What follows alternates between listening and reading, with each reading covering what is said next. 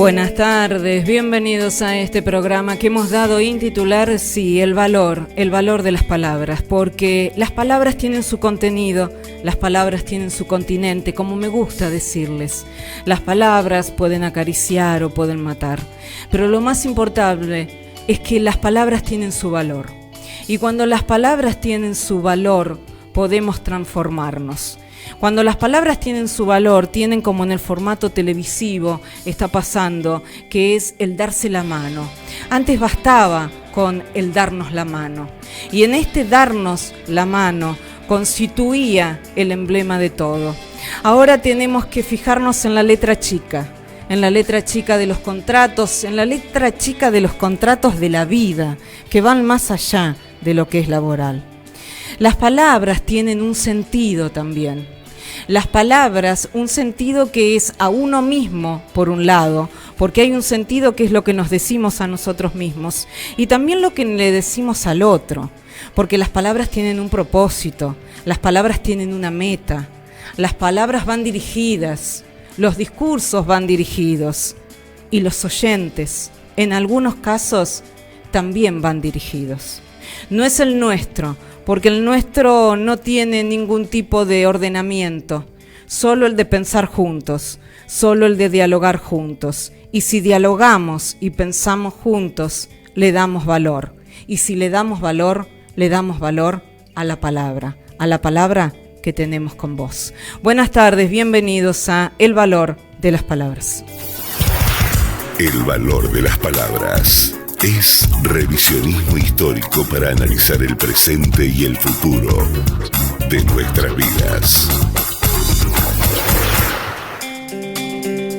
Y si analizamos el presente y el futuro de nuestras vidas, vos nos podés sintonizar, sí, FM 94.9. Hemos subido la potencia, sí, que estamos en Capital, en zona norte, en zona sur. Allí habitamos en vos. Pero si no nos podés por algún motivo sintonizar, lo podés hacer por medio de nuestra plataforma que tiene una navegabilidad extraordinaria. Sumate a www.fmradiocristal.com.ar. Allí nos podés escuchar en vivo, nos podés ver en vivo, tenés un portal de noticias propio y tenés redes propias. Sumate, porque a su vez se va a venir toda la programación de marzo, que ahora va a venir a partir de las distintas semanas consecutivas un lanzamiento de la misma. Por consiguiente, 94.9, por consiguiente, www.fmradiocristal.com.ar. Las redes propias, FM Radio Cristal 94.9, Instagram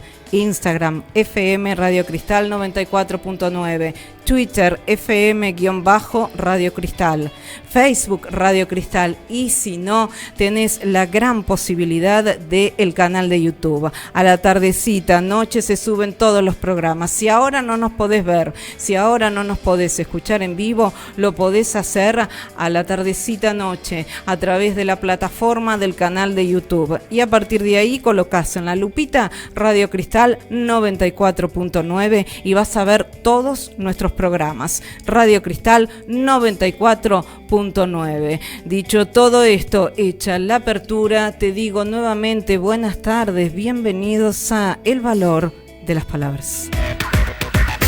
El valor de las palabras es cuestionar la realidad para armar nuestra cultura de vida. Y a esto le podés sumar también descargar la aplicación, porque tenemos aplicación propia. Así que vos ingresás a tu celular, colocás FM Radio Cristal, aplicación, y la descargas. Y en un solo clic estamos en tus aparatos celulares. Sí, descarga la aplicación, dale, sumate, FM Radio Cristal, aplicación, y estamos en los aparatos celulares, estamos con vos. ¿Cómo decirte que estamos en vivo sin decirte que estamos en vivo? Con el Servicio Meteorológico Nacional. La temperatura en estos momentos es de 26 grados 4, la sensación térmica exactamente igual, la humedad es del 30%, la presión es de 1016.5 hectopascales, el viento es sudoeste a 7 kilómetros por hora y la visibilidad es de 10 kilómetros. A ver, para mañana vamos a tener una mínima de 14 y una máxima de 25 absolutamente despejado. El miércoles una mínima de 16, una máxima de 27 despejado. El jueves mínima de 19, máxima de 29, parcialmente nublado, y el único día con probabilidad de chaparrones es el día viernes. Madrugada, mañana, chaparrones con una mínima de 21, máxima de 30, pero les aclaro, por ahora son chaparrones aislados, no es que va a haber un diluvio torrencial. Y luego tenemos el sábado, mínima de 22, máxima de 28, y el domingo mínima de 19, máxima de 30, y a partir de ese día, viernes, madrugada, mañana, ¿no se esperan lluvias?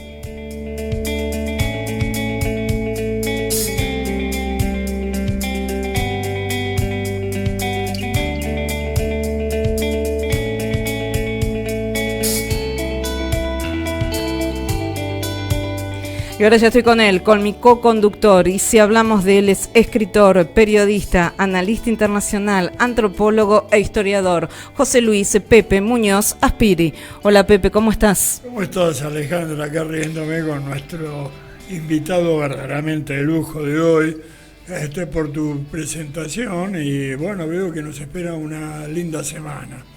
Pero vamos directamente a los bifes, como dicen los criollos. Sí. Presentalo, por favor. Vamos verdaderamente con un maestro. Para mí es un maestro, es un genio en lo suyo. Si uno tiene que hablar de deuda externa, hablemosla con él, sin lugar a dudas. Y análisis de lo mejor. Estamos hablando con él, que es historiador argentino, dedicado al estudio de la deuda externa y tanto más. La verdadera presentación la va a hacer él, un tocayo, Alejandro Olmos Gaona. Hijo Hola. del gran Alejandro Del Olmos. gran Alejandro Hijo del gran Olmos. Alejandro Muy Olmos. bien, ¿cómo estás, Ale? ¿Qué tal, Alejandra? Muy bien. Estar con ustedes. El placer es nuestro. ¿Cómo te va? ¿Cómo va la tarde? ¿Bien? Bien, sobreviviendo al gobierno que tenemos, pero otra no nos queda en este momento. Ale, hablando específicamente de esto, Alejandro, en lo que dijo el presidente de la Nación en la Asamblea Legislativa, en su discurso el día viernes, ¿qué te quedó claro de cómo se va a manejar la deuda? Primero quería aclararte que el presidente es un gran mentiroso. Es decir, eso básico, porque hablar de 100 años de decadencia, es decir, es como que de Marcelo T. de Alvear para acá todo fue un desastre, ¿no? Y de la deuda no habló. Claro. Ahora, ¿por qué no habló de la deuda? De lo único que habló es del superávit que tuvimos en el mes de enero de 518 mil millones de pesos. Superávit equivalente a 456 millones de dólares. ¿Por qué no habló de la deuda? Porque ese superávit es insignificante respecto a que la deuda creció en enero 10.662 millones de dólares. En enero. Y ahora en febrero, hace unos días, Caputo acaba de emitir 3 bonos. Uno por 5 billones Sí. ajustado por inflación. Otro por 6.000 millones de dólares con vencimiento en el 2025 y otro por otros 6.000 millones de dólares con vencimiento en 2026. Es decir, que en enero ya al endeudamiento anterior vamos a tener que sumar más de 12.000 millones de dólares. Sí. Lo que va a llevar la deuda a casi 400.000 millones de dólares. Entonces, por eso se ve que no habló, porque, bueno, ¿qué iba a decir? Pero ¿en este país se emite en el gobierno de Javier Milei? Sí, se emite. Lo que pasa que, claro, hacen una serie de maniobras contables en el Banco Central para tratar de disfrazar las emisiones, como para tratar de disfrazar los pases pasivos y como para tratar de disfrazar todo lo que se hace, porque uno de los problemas del presidente es que, claro, un jefe de Estado puede decir cosas que no son ciertas, es decir, por ahí, pero no, él demoniza todo lo que no piensan como él. Sí. Es decir, la dirigencia política son ratas, basuras, porque además, es decir, no es que demoniza a gente de la Unión por la Patria, no, hasta tipos con los que yo no concuerdo para nada, pero que a veces cuando hablan dentro de oposición son bastante prudentes, como López Murphy dijo que era una basura, es decir, no tiene filtros para destruir a cualquiera que no responda a sus ideales. Entonces, claro, con un sujeto como ese, que yo creo que no hay antecedentes en la historia, Pepe, que conoce bien todo esto, es decir, uno puede cuestionar montones de personas, pero con esta capacidad destructiva, yo realmente no... No, y con esta brutalidad que expresiva. Expresiva. Porque justamente el otro día comentamos lo de López Murphy, que solíamos verlo cerca de la confitería que nos quedaba, bueno, es una persona sumamente agradable y con la cual, como otros, se puede disentir, pero en el marco de la cordialidad y del respeto. Pero este hombre habla con la brutalidad de un barra brava sin tener el coraje de un barra brava. Por Claro. barra brava, mal que mal, viste, te encaja una puña, no estoy hablando de coraje, Sí, un sí. tipo al frente, te encaja un botellazo, viste, Él te no. destapa una birra con los dos dientes que le quedan, y este tipo no. Entonces es verdaderamente inédito, es inédito. Ahora también, y esto es harina de otro costal, lo podemos hablar en otro momento, responde a un fenómeno sociológico muy particular que hay que ver cómo nació y cuáles son los antecedentes políticos. Recién vos me decías, bueno, si nuestros padres respectivos que fueron amigos, ¿no? Vieron lo que es el peronismo en este momento, y está viendo un cadáver fétido en descomposición, en la cual, bueno, los que quedan se están comiendo los restos, ¿no? Vamos a ver más adelante. Pero nos interesa cómo enfocás vos. El problema es cardinal, el problema de la deuda. La Argentina está cogotada por la Claro, deuda. porque hay una realidad... Vamos a terminar pagándolo con territorio, ¿cómo hacer Claro, hay esto? una realidad que dicen los economistas, que la deuda está producida por el déficit. Sí. Ajá. Y como ha habido siempre déficit, y acá la realidad es que es al revés. ¿Y por qué es al revés? Porque durante la dictadura militar se generó una deuda descomunal. Sí. Entonces, cuando viene Alfonsín, en vez de cuestionarla, impugnarla, a pesar de que en los discursos decía que iba a pagar la deuda legítima, empezó a renegociarla. ¿Qué pasa? Esa renegociación de la deuda, ese pago de intereses, generaba permanentemente déficit. Entonces, ¿cómo se cubría el déficit? Con nueva deuda. Claro. Y el caso más ejemplificador es en la época de Menem. En la época de Menem, durante casi los 9 años, hubo superávit primario. Justo al único se- que nombró el presidente. en que el se discurso. convertía en déficit por el pago enorme de los intereses de la deuda. Entonces, para cubrir los intereses, se volvía a emitir y la deuda volvía a crecer. Por eso, cuando se hace el plan Brady en 1992, Claro. la deuda era de 62.000 millones de dólares, y cuando se va Menem a fines del 99, después de haber vendido y desguazado Eso, al Estado... ¿Dónde fueron los bienes del Estado que se mal vendieron? Entre otras cosas, por ejemplo, perdimos los ferrocarriles. Yo me acuerdo del hijo de mala madre, no terminaré de maldecirlo nunca, de Bernardo Neustadt, que le metió en la cabeza, como ahora esos continuadores sin tantos años ni tanta maldad, que es un trío ahí de La Nación Más, intentan continuar. Claro, que decía que los ferrocarriles generan $1 millón de pérdida por día, y la gente lo repetía críticamente.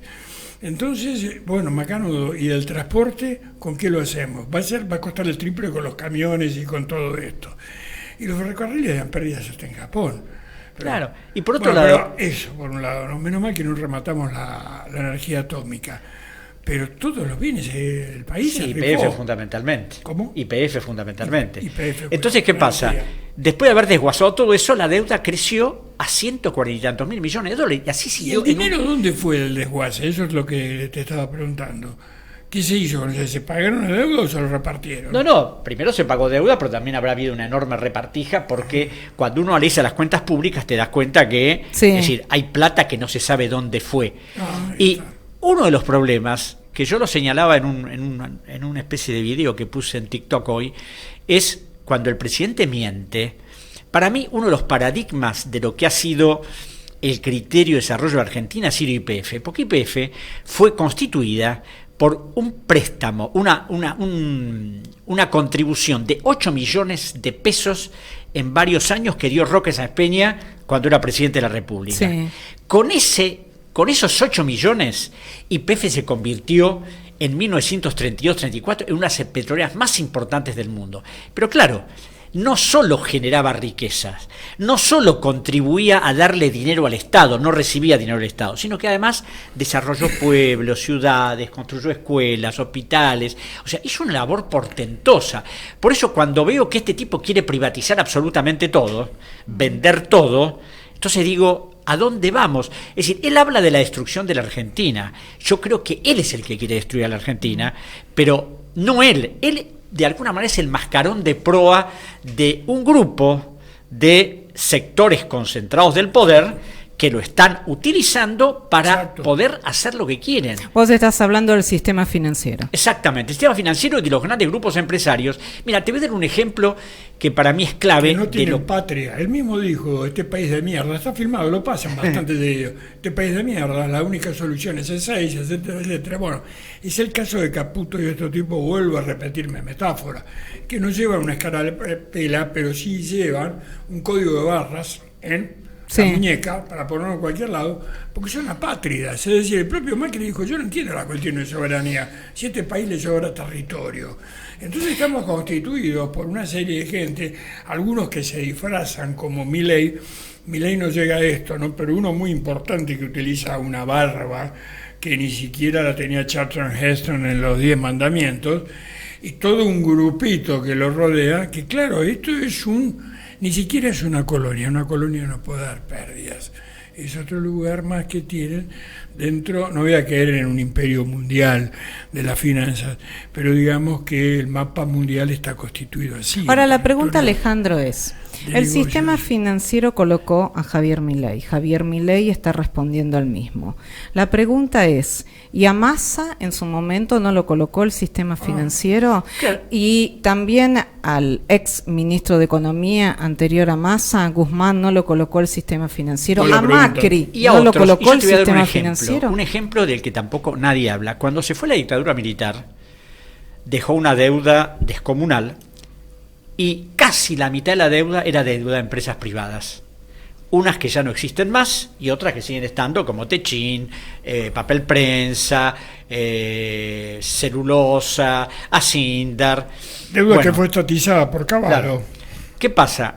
En 1984, el Banco Central le informó a la Justicia Federal que esa deuda era de 23.000 millones de dólares. Un banquero amigo me hizo un cálculo de esos 23.000 millones, ¿cuántos son hoy? 156.080 millones de dólares, por una parte. Por otro lado, en 1990, Roque Fernández, que era presidente del Banco Central, declaró que el Banco Central había perdido durante 10 años alrededor de 60.000 millones de dólares. Y Menem emitió un decreto en 1901 para crear una comisión investigadora para ver realmente qué había pasado con esa plata. La comisión le integró el fiscal Molinas, que era el fiscal de investigaciones administrativas, César Arias, que era subsecretario de Justicia, y Oscar Roger, que era procurador general de la Nación. Después de investigar, llegaron a la conclusión de que no habían perdido el Banco Central 62.000 millones de dólares, sino 104.000, de los cuales 70.000 millones habían sido usufructuados por el sector privado, los mismos de la estatización. Bueno, esos 70.000 del 90 a hoy son 250.000 millones de dólares que se han robado, sumalo a los 156 anteriores. Ahora, ¿qué pasó con esa auditoría? Ese es el punto. Se perdió, nadie la encontró nunca, hasta que el fiscal Federico Delgado, un amigo mío que murió hace unos meses, es decir, a través de sus búsquedas, consiguió encontrar una copia certificada en la Procuraduría de Investigaciones Administrativas que la mandaron a la justicia. Entonces, claro, ¿cómo vas a poder hablar de estas cosas si estos señores que han defraudado a la nación durante décadas, hoy en este momento están enquistados en el gobierno tratando de ver cómo siguen apropiándose de todo? Así como se han apropiado de recursos públicos, es decir, tratan de, ahora con las privatizaciones generales, tratar de quedarse con Aerolíneas Argentinas, con todas las empresas que algunas sobreviven, con seguramente el 51% de YPF, que no lo van a poder hacer en este caso, porque necesitan los 2/3 de ambas cámaras, y ni remotamente tienen esa posibilidad, pero ya buscarán alguna forma de ver que buscan, ¿no?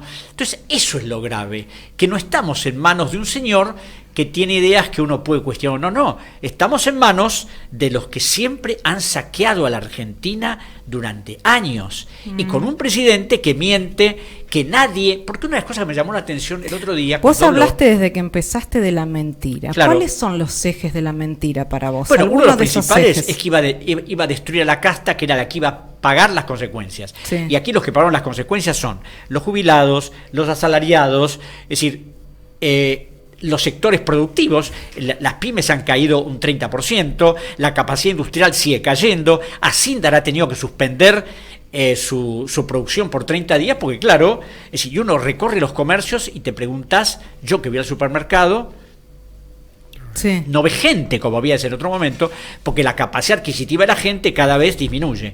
Ahora, ese es ajustada a la casta, y por otro lado, los que gobiernan con él, Luis Caputo, Patricia Bullrich, Petri, todos los que conocemos, Guillermo Frank, ¿qué son? No son de la casta, no son... Nicolás Pose, los Menem que han vuelto de nuevo. Sturzenegger. Toda la familia Menem. Toda la familia Menem, cantando La casta tiene miedo. Estaba hasta Zulemita Menem, sí, una pobre tontita, porque Fátima Flores, la novia alquilada que tiene el presidente, por lo menos tiene aptitudes, sí, imitación, claro, revisteriles, ¿viste? Sí, bueno, pero Zulemita es nada. Zulemita es nada. Es como bueno, toda pero la familia. En el nada ha sabido hacer lo suyo, ¿eh? Sí. Bueno. En el nada no le ha ido tan mal. No necesitas instrucción para ser carterista ni nada. Evidentemente ella ha sabido hacer lo suyo porque son capacidades heredadas. Ahora, cuando hablamos de una repartija mundial, yo vuelvo, nos va a visitar un portaaviones norteamericano, al cual todo el gabinete nacional a ese territorio, porque el portaaviones es territorio norteamericano, va a acceder en helicópteros de la Armada que está arreglando, ¿no? Porque la Armada llega al luto por Nelson, no por Piedrabuena, ni por Brown, menos por Brown, que era irlandés, ¿no? Van a ir en helicóptero, ¿cuándo? En mayo, qué casualidad. Y en mayo en Córdoba, qué casualidad, con una revisión libertadora, se va a hacer un pacto espurio, etcétera. Y acá, el macho con peluca, que es Laura Richardson, vino aquí y dijo, bueno, muchachos, a nosotros nos interesan tres cosas: el litio, vaca muerta y el acuífero guaraní, que ahí lo compartimos con 2 países más, no, con 3 países más, con Uruguay, con Brasil y con Paraguay. Eso es lo que nos interesa. Olvídate de la Antártida, que el 22 de febrero conmemoramos 120 años de presencia, porque el presidente en ningún momento se refirió a la Antártida Argentina. No. Fue ahí, como yo puedo ir a Birmania, y es más, en una exposición que hizo Sturzenegger en la Universidad de Miami, aparece el mapa de la Argentina y no figura el mar epicontinental, no figuran Malvinas y no figura la Antártida. Bueno, pues está en discusión, no, porque para ellos es un hecho consumado que ya... Y en cualquier momento va a desaparecer tierra al fuego, ¿eh? Claro, y cuando hablo de las mentiras de Milei es porque cuando, hace un año y pico, cuando habló de Luis Caputo, sí, que Caputo era un malversador de fondos, porque apenas llegó el primer desembolso del Fondo Monetario, sí, él se encargó de vender dólares para que se la llevaran sus amigos.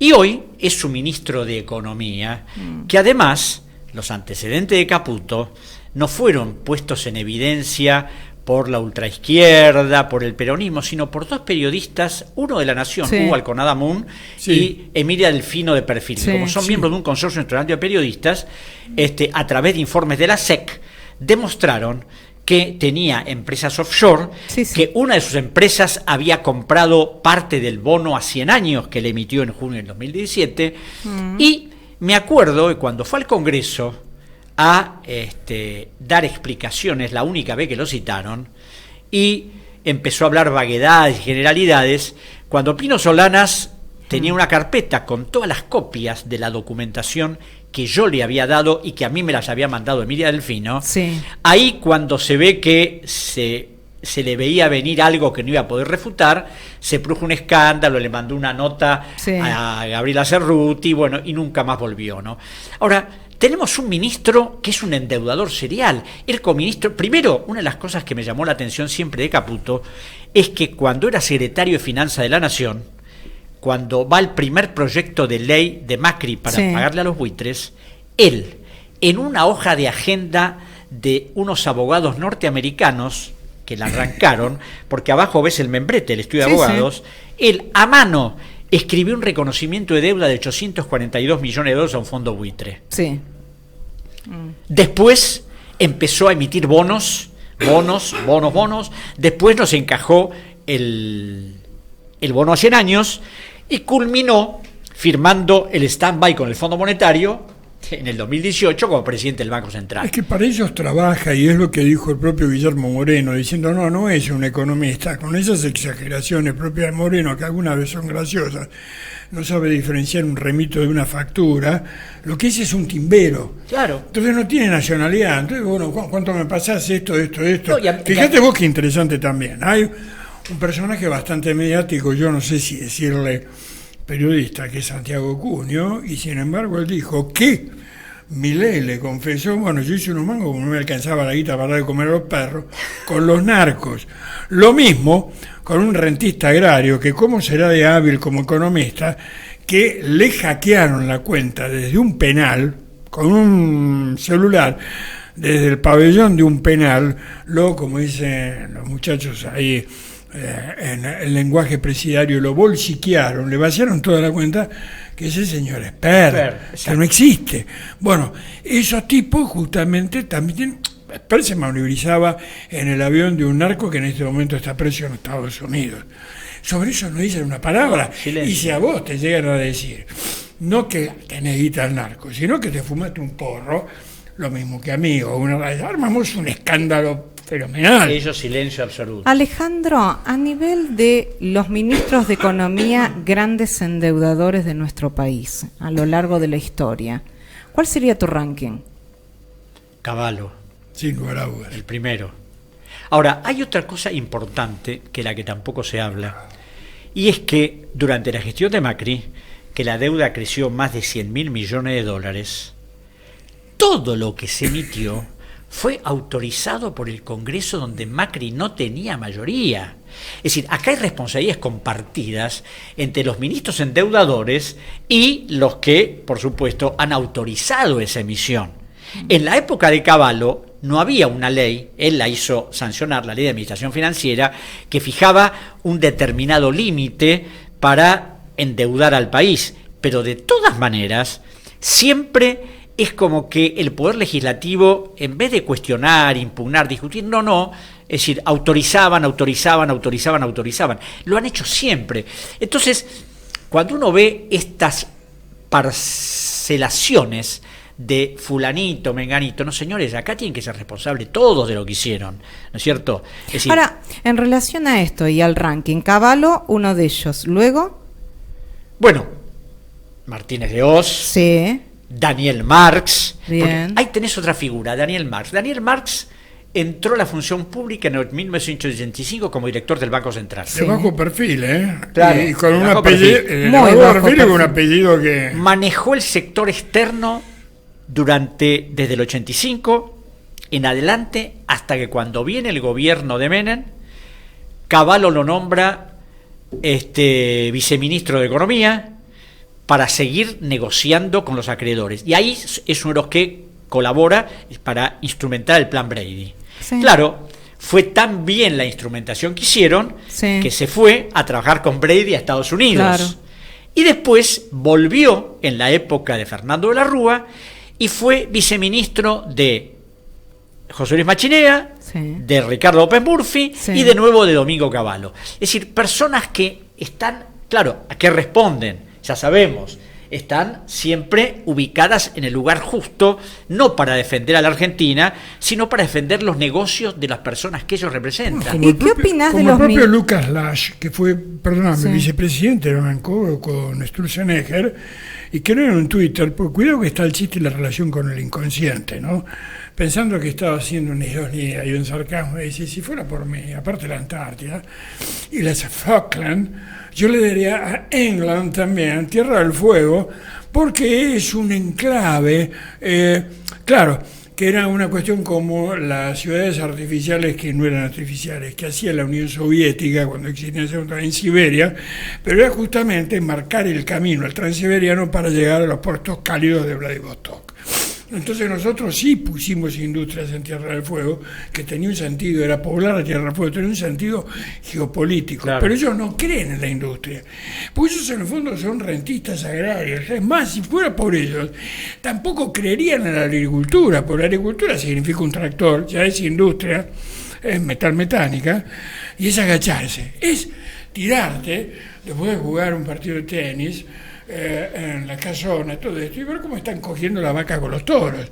Y si seguimos con esa mentalidad, nos gobierna verdaderamente, y saben ustedes perfectamente que no soy marxista, pero verdaderamente tenemos un gobierno de una clase hegemónica y oligárquica y pasada de moda. No, y mira, vos sabés que si vos comparás el discurso de Milei con el primer discurso de Martínez de Oz, sí. Es similar, es idéntico. Es decir, Martínez de Oz en un momento dado habló de que la inflación iba a determinar que en un año se podía llegar al 17.000%. Milei dijo el 15.000. Sí. Y así la desregulación de todo, la apertura indiscriminada a todo, y sabemos cómo terminó Martínez de Oz y cómo terminó la dictadura. Sí, los discursos tienen un paralelismo atroz. Enorme. Porque tienen la misma matriz. Ale, te quiero preguntar, porque estabas viniendo con el tema de los ministros, y es apasionante hablar, verdaderamente, vos me lo habías dicho, Pepe, es extraordinario. Y si te pregunto a los ministros de Economía del kirchnerismo, ¿cuál es tu punto de vista? Bueno... que llevan los metemos, ¿eh? Es decir, ni hablar de ministros como Lorenzino, que en un momento le hacía una pregunta y se tuvo que ir porque dijo me voy, porque no podía contestarla, o Kicillof, que... Sí, me acuerdo. Kicillof, que renegoció una deuda con el Club de París, que en un 60% era deuda de la dictadura por compra de armamentos. Entonces... Llamado Vudú, que hizo un canje de deuda en el 2010 que fue estructurado nada menos que por dos personas: Emilio Campo Alvear, el que iba a destruir el Banco Central con Milei, y Echevarne Bullrich, que era un conocido personaje vinculado a las finanzas extranjeras, más allá de que Emilio Campo había sido vicepresidente del Chase Manhattan Bank, ¿no? Entonces, claro, cuando vos ves esa estructura, en Estados Unidos le llaman las puertas giratorias. Es decir, hoy soy ministro, mañana salgo, voy a una empresa, estoy en la empresa, vuelvo de nuevo a un cargo, y en ese cargo favorezco, por supuesto, a mis empleadores. Entonces, yo creo que la parte más rescatable fue la primera gestión de Néstor Kirchner. Con Labaña. ¿No es cierto? Con Labaña, que además lo había heredado de Duhalde. Exacto. Más allá de que yo he cuestionado cómo se hizo el canje y todo lo demás, pero fue algo mucho más ordenado, y cuando uno analiza las cuentas públicas es muy diferente a lo que vino después. Entonces, y lo que vino después, lamentablemente, con la señora de Kirchner, que tuvo montones de actitudes, no te diría parecidas a las de Milei, pero donde ella también, el paradigma de la verdad, lo que ella decía era absolutamente indiscutible. Te voy a decir algo, hoy Cristina Fernández de Kirchner, por el entorno, la información que me llega, es que se sintió muy identificada en otro extremo con el discurso de Javier Milei. Y seguramente, ¿no? Seguramente. Esto es claro, análisis de los ministros de Economía, uno se da cuenta que primero están formateados de que otra cosa de lo que hacen algunos no se puede hacer. ¿Y por qué Labaña, Alejandro, crees vos que no pudo asesorar a Massa como lo asesoró a Néstor Kirchner? Primero, porque Massa estaba extremadamente condicionado. Segundo, porque Massa, más allá de que respondía a criterios que no tienen que ver con el interés nacional específicamente, sino que estaba como preso de algo que tuvo que asumir y que ni podía ni quería cambiar tampoco, ¿no es cierto? Ahora, por eso me imagino que Labaña no habrá querido colaborar con él, y tampoco sé lo que puede pensar Labaña en este momento, porque acá una de las cosas que me sorprenden son los cambios repentinos de unos a otros, donde hoy están en un lado, mañana están en el otro, y uno en definitiva... Mira, te voy a dar un detalle. Yo fui muy amigo del fiscal Delgado, y en su fiscalía, donde hoy trabaja mi hija, hay una enorme cantidad de investigaciones imputando a kirchneristas y a macristas todo frenado por los jueces de la causa. Claro. Por más que el fiscal impute, el juez... Entonces, claro, con esa matriz de complicidades entre la justicia, el Poder Ejecutivo, el Poder Legislativo... Yo estuve 4 años en diputados y 6 en senadores. Las cosas que vi, las negociaciones que vi, la falta de respuesta y la poca preocupación por el pueblo argentino. Hablan del pueblo argentino cuando quieren ser elegidos, pero después negocian, aceptan, por supuesto que hay excepciones, pero en general es una digencia que la vi el otro día el discurso de Milei, ¿no? Callados, no solo callados, sino que después silencio de radio, nadie fue, el único que salió a cuestionarlo duramente fue Grabois, pero después una especie de silencio total. Claro, apareció un ahora es poquito significativo Tolosa también Paz. el lenguaje gestual en este aspecto, más allá de la claca lamentable Sí. que llevó de estos tontitos que trolean, ¿no? A mí me tienen ya podrido en las redes. La casa de los Supremos, me estoy refiriendo a los jueces de la Suprema Corte estaba de en un Justicia. velorio. Era una cara que no era de asentimiento, no estoy diciendo que sonríen ni nada por el estilo, pero una cara de tuje, como diciendo, ¿dónde estamos? ¿Qué es lo que sucedió? No, y además, Pepe, otra de las cosas terribles es el periodismo. Cuando Milei estuvo con el Papa, los diarios, pero nos atiborraron de el saludo, el abrazo, el diálogo, etcétera. El otro día, cuando el Papa... No, fue significativo el mensaje del Papa. Fue contundente. Fue contundente. Sí, marcó el rol 2 del puntos. Estado, El rol sobre del todo Estado eso, y la justicia Y la social. justicia social. Comentarios y nada más. Sí, sí. Bueno, pero si bien no va a funcionar Telam y demás, la bajada va por otro lado y los sobres se entregan en una dirección. Y esto seguramente. se sabe. Alejandro, cuando vos estabas hablando conjuntamente con Pepe del discurso, ¿cuál es el sentido para vos del Pacto de Mayo y del Pacto Social? Primero, el Pacto de Mayo es un pacto extorsivo, porque si me aprueban la ley, entonces hay pacto. Si no me aprueban la ley, no hay pacto. Por eso en un momento dado dijo, es decir, yo tengo esperanzas, pero si no se da, gobernaré de alguna otra manera, que yo creo que no lo va a poder hacer. Ahora, yo espero que el Congreso Nacional tenga la dignidad de tirarle abajo el DNU. Porque si no le tira abajo el DNU, entonces ya no es Milei. Es Milei y es el Poder Legislativo que lo acompaña.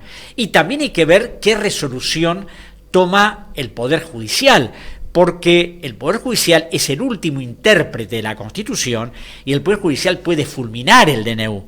Ahora, si el Poder Judicial no lo fulmina, si el Poder Legislativo no dice absolutamente nada, Bueno, entonces ya no es solo Milei, es una concertación de complicidades para seguir adelante en un rumbo para destruir la Argentina. Es decir, a mí además lo que me preocupa es que el señor Milei, más allá de algunos conocimientos económicos, después no sabe nada de nada, no sabe de historia, no sabe de sociología, es decir, no sabe de lo que ha sido la Argentina y de lo que ha construido la Argentina. Sí. Entonces, enancado en el desastroso gobierno de Alberto Fernández, porque claro, criticar a Alberto Fernández hoy en día es un deporte fácil, porque es decir, agarrar las estadísticas y ves, la deuda en la época de Fernández creció 100.000 millones de dólares. Entonces, es fácil criticarlo a Fernández, pero de ahí... fíjate que criticó más a Grabois, a Massa y a Cristina Fernández de Kirchner. Alberto Fernández no lo nombró. La mala gestión de Cristina Fernández de Kirchner fue donde hizo hincapié. Claro, porque pegarle a Cristina hoy en día es un deporte nacional, ¿no es cierto? Entonces, yo lo que no me banco, ¿sabes por qué? Pues yo soy historiador, ¿no? Y trato de ser lo más riguroso posible cuando digo algo o cuando escribo. Entonces, estas generalizaciones, estas cosas de que todo estuvo mal, pues claro, hablar de 100 años es mezclar a Perón con la década infame, con Alvear, es decir, con Irigoyen, con un montón de gente, con la dictadura de Aramburu, que no tiene absolutamente nada que ver. Entonces, eso es lo grave, y eso es lo grave, desconocer que además de YPF, además de que creo gas del Estado en 1947, que entre el 47 y el 49 se construyó un gasoducto que fue uno de los más importantes del mundo de 1.605 kilómetros de extensión, de que se creó una fábrica militar de aviones, la flota mercante y montones de cosas. Eso no puedes englobarlo. Un gasoducto que solamente fue superado por la Unión Soviética tiempo después, y aparte un gasoducto que estuvo hecho por un ingeniero argentino con materiales argentinos y con técnicos argentinos. Y otra de las cuestiones, no nos olvidemos, porque esto se oculta, o como me puso un imbécil, un troglodito que yo sé quién es y que estaba en el palco, y me dijo, si Alzate es una mierda, viejo meado. Le digo, viejo meado será el tuyo. Yo soy un clásico. Bueno, somos uno de los 8 países en el mundo que fabricamos satélites. Y eso se debe, y esto tiene mucho que ver con una persona con la cual vos estuviste charlando el otro día, que nos gustaría que esté en el programa, el en doctor el momento, Baroto, que es Conrado Baroto, un científico de excelencia. No, y además, Pepe, una de las cosas... Construimos satélites que, por ejemplo, un hijo de mala madre, y me hago cargo de lo que digo, se llama Echeverre, que fue presidente de la Sociedad Rural y que fue ministro, dijo, el mundo no necesita de satélites made in Kirchner. No son satélites made in Kirchner. El proyecto espacial viene mucho de antes, y el 2 de abril, que cae martes, va a estar el teniente de la Fuerza Aérea, sí, Jorge Reyes, acá hablando de eso. Sino que necesita son nuestros minerales, nuestras vacas y nuestros cereales. Es un país atrasado y primario total, que es la economía extractiva, pero justamente no es casual este olvido de la memoria, este recorte y la destrucción. Mira, tiene que ver con lo siguiente. Se van a cancelar todas las carreras que hicieran humanísticas, sí, como historia, literatura, sí, todo esto.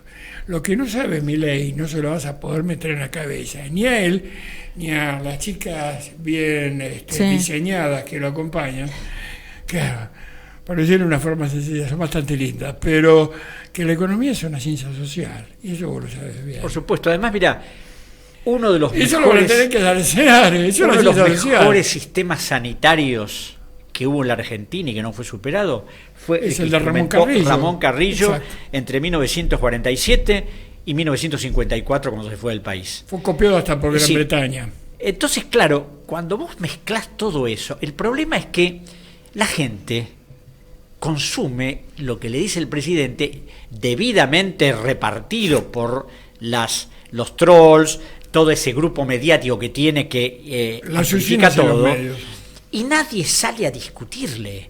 Es como que nadie se dice, no, mire, usted miente por esto, por esto, por esto y por esto.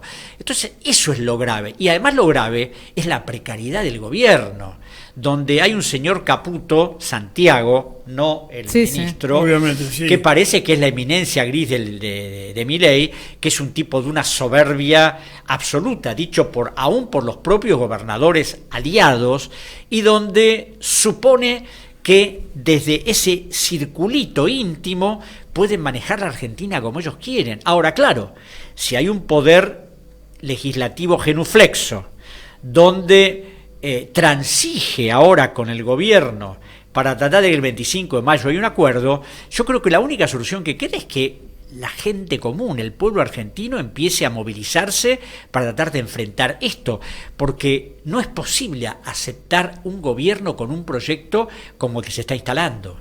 ¿Por qué crees que se apoya tanto en el 56% y dice que permanece Javier Milei? ¿Considerás que mantiene ese porcentaje? ¿Considerás que el pueblo le va a dar la espalda? ¿Qué opinás? Primero, el 56% es una falacia. Lo que tiene realmente él es el 30%, que es lo que obtuvo en la primera vuelta. Sí. Lo demás es prestado por el gorilismo visceral, sí, de una enorme cantidad de gente.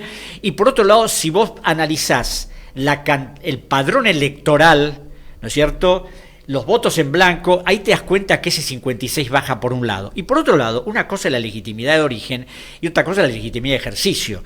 Y el único diario que he visto de los conocidos que está mostrando que Milei está en picada es Perfil. Porque los demás dicen que no, que se mantiene en el 56%, que sigue manteniendo su cosa. El otro día en Perfil saca una estadística de una... Sí, fue el único. De una consultora diciendo que está cayendo 10 aceleradamente. Menos, lo dijo en Perfil. Entonces, claro, esto es, por otro lado, una cosa es decir, sí, a mí me votaron y suficiente, pero eso te da un bill de indemnidad. ¿Y cómo para ves hacer al lo que pueblo quieras. Cuando transitas las calles? ¿Cómo lo percibís al pueblo? Porque mira, yo, como todos los argentinos que no somos ricos, voy al supermercado, voy a la panadería, voy a hacer compras y permanentemente pregunto, y todos, aún los que seguramente votaron, en este momento están Bien. horrorizado de lo que pasa. ¿Por qué? Porque ha caído el consumo, Claro. porque además de caer el consumo, la gente está comprando menos. Sí. Y el otro día una fábrica de pasta me dice, el problema es que la gente compra menos. Si compra menos voy a tener que despedir personal. Sí, y si pero- despido personal, entro en una especie de... Bucle. Sí, pero hoy yo tuve oportunidad de ver por televisión, antes de venir para acá, para informarme de lo que estaba pasando, un reportaje que le están haciendo, y no precisamente en un canal oficialista, a un local que están cerrando, más de 40 años. Me dice, bueno, yo soy carnicero, que estoy aquí, yo casi me quiebro el otro programa, pero en fin, hay que tener fe, porque yo creo que vamos a salir adelante. No, flaco, no vamos a salir adelante, porque es lo mismo que vos, que tenés que laburar acá, pero ¿sabés lo que pasa? Yo vivo acá, y yo te vengo a comprar acá porque estoy a media cuadra, pero vos para venir acá tenés que venir de San Justo, y te lo digo así, San Justo, porque es la forma despectiva en la que se refieren a un sector de La Matanza los tipos que vos votaste, y te han aumentado el transporte. Entonces, no tampoco que hagamos a la izquierda diciendo empezamos a hacer la revolución porque saltamos el molinete. No, Y así por supuesto. empezó en Chile, no, flaco, porque si así empezó, yo te puedo decir, cuando empezó en Nicaragua, no pasa por ahí, porque acá existió lo que es el peronismo. Pero evidentemente el aumento del transporte ha afectado mucho, y lo que estoy viendo, esto es interesante, se festejó el Carnaval de Corrientes. Hoy tuvo unas inundaciones terribles Corrientes, Sí. para lluvia, sí, pero no le afectaron tanto a Resistencia. Y fíjate vos que Resistencia, Chaco, está en una olla, y sin embargo, arriba está Corrientes. Sí. Pero ¿qué es lo que agarró? Un barrio, llama la olla porque está abajo. Sí. Bueno, pero Corrientes lo votaron a Milei. Y ese 30% que vos te referís histórico, ese 30% pro colonia que tuvo la Argentina, Siempre. desde las invasiones inglesas, que es el famoso libro donde curaron lealtad a Jorge III, lo tuvieron siempre, es una cuestión no resuelta. Sí. Ahora, ¿sobre qué hay que trabajar? Sobre ese porcentaje que quedó indeciso, porque lo que era el campo nacional y popular, que tu padre, mi padre, Jaureche y otro, inclusive gente que no era peronista, como los hermanos Irazusta, integraban, en este momento está desperdigado como cuenta de Rosario, ¿viste? Sí. Rosario. El Sobre eso hay que trabajar. el fin de semana hubo reunión en Tigre con Cristina Fernández de Kirchner y Sergio Massa. ¿Quién representa hoy el peronismo, Alejandro, para vos? Bueno, lo que representa es lo que gráficamente ha expresado Pepe, es un cadáver en descomposición, porque están peleados entre todos, Sí. es decir, no hay una coordinación para tratar de enfrentar a este gobierno, donde hay internas permanentes, donde hay un grupo que es el que se reúne ahí en la calle Riobamba, en Sí. el Instituto Patria, y después están los que responden a Massa por un lado, los que responden a Grabois por el otro. Es decir, no hay una unión que permita enfrentar este sistema, y eso es lo grave. Y yo me imagino que Milei trabaja precisamente en tratar de la fragmentación de todo para que no haya un grupo unificado que pueda enfrentarlo y desplazarlo, o eventualmente, si en el Congreso tuvieran dignidad, iniciar un juicio político por todo lo que está pasando, No creo. porque está condenando al hambre a millones de personas. Entonces, si el peronismo, que es lo único más o menos cohesionado, está en este estado, si los sindicatos también están mostrando una enorme debilidad, porque, y si una huelga de 12 horas con gran repercusión que tuvo... Ahí se comprende el porcentaje de Milei, si no hay oposición. Claro. Entonces él sigue avanzando, sigue avanzando, y hoy, por ejemplo, leía en los diarios el tema que pasó con Telam, y me llamó la atención que Fopea, que no responde precisamente al peronismo, emitió una declaración durísima sobre Sí. la causa de Telam, pero claro, pero dirigentes políticos, es decir, gente que diga, señores, esto no puede seguir así, no, están viendo ver o qué les tiran, ¿no es cierto? Porque esas son cosas que yo he visto en el Congreso, es decir, qué les tiran para que se callen la boca, o... por eso yo hoy veía... Por eso no se van a meter con las obras sociales. Veía un reportaje que le hizo Moreno a Pichetto, ¿no? Ah, sí, lo vimos. Que me lo había adelantado Moreno, con el que almorcé el miércoles pasado, junto con Baroto, y en la casa de un amigo mío, el embajador Archibaldo Lanús. Archie. Y Moreno decía que no, que Pichetto es muy importante, él quiere la gobernabilidad. Y con Archi ayer hablamos, Moreno estuvo con Macri, fue candidato a vicepresidente de Macri. ¿Cómo puedes organizar algo con Pichetto, que estuvo con Menem, que estuvo con Kirchner, que estuvo con Cristina y que después estuvo con Macri? O sea, sí, cuya coherencia ideológica es inexistente. Fue candidato a vicepresidente de Macri. No fue candidato a director de... No, fue candidato a vicepresidente de la República. Sí, Pichetto, sí. Y ahora ambos, en ese programa, que estuve leyendo hoy en el diario, hablaban de la reconstrucción del peronismo. Yo realmente... Y pidiendo que la gente se quede en la casa. Exacto. Que no salga, acá está algo organizado, es decir, nosotros en esta mesa vamos a organizar todo y una vez que tengamos todo cerrado, salgan ustedes a comerse el gas pimienta, pero primero nosotros nos tenemos que repartir todo. Ese es un poquito el mensaje. Sí, también, ¿no? sí, Por eso el gobierno no va a tocar las obras sociales, porque para que salte la CGT, yo conocía tipos que eran más, Daer era más delgado que yo, Daer era más delgado que yo, ahora están así, pero eso es que le tenés que meter la mano en las obras sociales. Y Perón nunca le dio las obras sociales. ¿Y quién se las dio? Onganía. Es casual. Alejandro, si vos fueras hoy ministro de Economía, ¿qué harías? Es la gran pregunta. Vos también mismo te la haces. En primer lugar, transparentar las cuentas públicas, que es lo que no se hace. En segundo lugar, llamar a todos los empresarios privados cuya deuda asumió el Estado Nacional y decirles, muchachos, hemos pagado por ustedes durante más de 35 años esta suma de dinero. Como las empresas que ustedes tienen no son deficitarias, sino precisamente han ganado fortuna en estos 35 años, empiecen a devolverle al pueblo argentino la plata que se llevaron. Además de eso, hacer una auditoría total de la deuda pública para ver dónde se fue la plata del fondo y de todos los préstamos que han venido a la Argentina. Esa transparencia ya pondría en ejecución un montón de cosas para hacer cosas diferentes. Por otro lado, el Banco Central, aunque cuando yo he dicho esto, muchos amigos míos me miran, el Banco Central que empezara a controlar de nuevo todo el sistema bancario, para que no hagan lo que quieran. Leí hace unos días que en el año 2023 es uno de los sectores que más guita ganó, el sistema financiero. Claro. Entonces, claro, si vos no tocas esos resortes... ¿Qué harías con el fondo? Mira, yo acabo de publicar un libro que se llama El Fondo Monetario y el Derecho Internacional, ¿no? Sí, Mostrando lo que es el fondo, mostrando lo que nadie dice del fondo, mostrando las inmunidades que tiene el fondo, las prerrogativas que tiene el fondo, que así haga lo que haga jamás puede ser denunciado ni aún en un tribunal internacional como el Tribunal de La Haya. Entonces, con el fondo, en este momento, la plata llegó, eso es absolutamente indiscutible, ¿no? Porque las cuentas están. Pero decir, señores del fondo, lamento mucho, pero nosotros no vamos a pagarle. Y esa es otra de las cosas, que cuando se habló de que podía dejar de pagarle al fondo, hasta Santoro, Leandro Santoro dijo, sí, no, al fondo hay que pagarle. Yo que estudié minuciosamente la estructura del fondo, sus estatutos, reglamentos. Guillermo Moreno dice lo mismo. Sé que si al fondo no se le paga, el fondo primero no te puede ejecutar. Sí. En segundo lugar, el fondo ¿qué hace? Espera.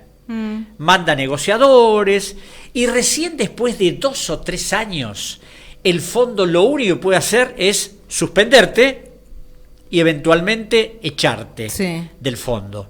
Cosa que a la Argentina la beneficiaría enormemente porque el fondo en los 23 o 24 acuerdos que ha celebrado con la Argentina, jamás la Argentina salió beneficiada. Claro, muchos dicen, es que si no acordás con el fondo, es decir, los inversores no van a venir, es como el otro mito. Si no hay tratados bilaterales de inversión y si no hay CIADI, la inversión extranjera no viene.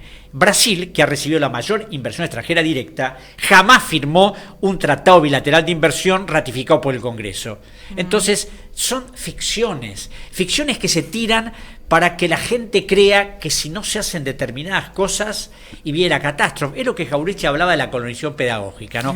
Te hacen pensar lo que ellos quieren que pienses. Y en relación a eso, Alejandro, lo que ellos quieren que piensen, lo más importante es el déficit fiscal para un país. Es dos cosas, el déficit fiscal y que la mayor cantidad de empresas tienen que estar en manos privadas. O sea, el Estado tiene que reducirse a su mínima expresión. Es aquella vieja frase de la dictadura: achicar al Estado es engrandecer la nación. Ahora, yo a estos señores les pregunto, ¿qué harían, qué dicen de cómo fue Gran Bretaña grande, cómo fue Estados Unidos grande, cómo fue Alemania grande, si achicando el Estado o agrandándolo a niveles como los que hoy tienen, ¿no es cierto? O preguntarle a Milei si sabe lo que es el acta de navegación de Cromwell y hacer una ligera comparación con los astilleros que hicieron en la época de Perón.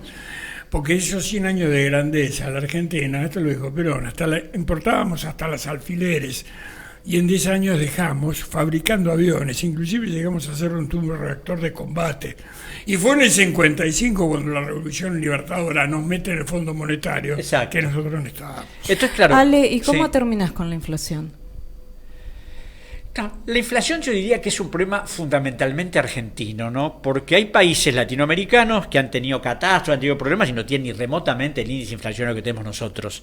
Es decir, lo que ocurre es que acá tenemos una particularidad, que los controles que se ejercen en otros países sobre los sectores empresarios, que son los que generan eso, no existen. Porque claro, Milei dijo, el otro día lo ratificó, que es un fenómeno eminentemente monetario. Como se emite, hay inflación. Sí. Hay momentos en que no se emitió y hubo inflación, y eso no lo pueden explicar. Entonces, ¿qué pasa? Si tenemos un banco central que está dirigido en este momento por un señor Santiago Bausili, que está imputado penalmente en la justicia federal, que no lo han liberado por falta de mérito, lo que no quiere decir que esté desvinculado de la causa, que siendo secretario de Finanzas de la Nación cobraba honorarios del Deutsche Bank, del cual había sido funcionario, que siendo secretario de Finanzas actuaba con el Deutsche Bank para toda la negociación con los deudores privados. Si ese señor en este momento está dirigiendo el banco siendo socio de Luis Caputo y está interactuando con empresas financieras cuando no podría hacerlo, y indudablemente no podemos esperar que las cosas cambien. El otro día alguien me decía, bueno, pero Bausili es un tipo de fortuna, es un tipo que tiene competencia financiera. Y dijo, mira, Bausili es un tipo de fortuna porque es nieto de Andrés Bausili San Romá, que fue director de la Compañía Hispano-Argentina de Electricidad, la CHADE, después convertida en CADE, y que fue parte del famoso escándalo de prórroga de las concesiones durante la década del 30, claro, donde coimearon a diputados, concejales. No va a robar porque es rico, no es rico porque la familia robó. Exacto, es rico porque la familia robó. Entonces, cuando uno ve los antecedentes de Bausili, como los de... Yo digo, los antecedentes de Bausili los conozco y los de Caputo también, porque vi la investigación que hizo Delgado. Vi la investigación, vi la imputación de él por negociaciones incompatibles con el ejercicio de la función pública, vi esto de que emitían bonos por un lado y los compraban por el otro. Entonces, claro, ante eso, ¿cómo podés suponer que ese equipo puede trabajar para terminar con el factor la inflación? Ahora bajó, pero ¿por qué bajó la inflación? Porque no hay consumo. Porque no hay consumo, por la recesión enorme que existe. Ale, ya nos vamos, nos recontra fuimos del programa, pero no me quiero despedir sin preguntarte, ¿vos emitirías en pos del pueblo, no de los bancos? ¿Y crearías crédito como para que las pymes se motoricen, etcétera, etcétera? ¿Emitirías por el pueblo y para el pueblo? Por supuesto, porque además hay otra falacia. Una cosa es emitir para cubrir deudas y otra cosa es emitir para generar riqueza. Ahí está, ahí apunto. Un placer, Alejandro. Para otro capítulo, por favor, Olmos Gaona, sos un gracias por maestro. haberme invitado. Para otro Brillante. capítulo seguro. Y a mí, a Pepe. Gracias. Gracias. Estuvimos con un grande, con Alejandro Olmos Gaona. Un lujazo. Por todo esto y mucho más nos encontramos mañana en Una Mirada Austral de 16 a 17. El miércoles con Los Olvidados de 13 a 14. Y obviamente el próximo lunes de 14 a 15, siempre con él, con José Luis Pepe Muñoz Aspiri. Chao, Pepe. Chao, Alejandra. Chao, gracias, los amamos.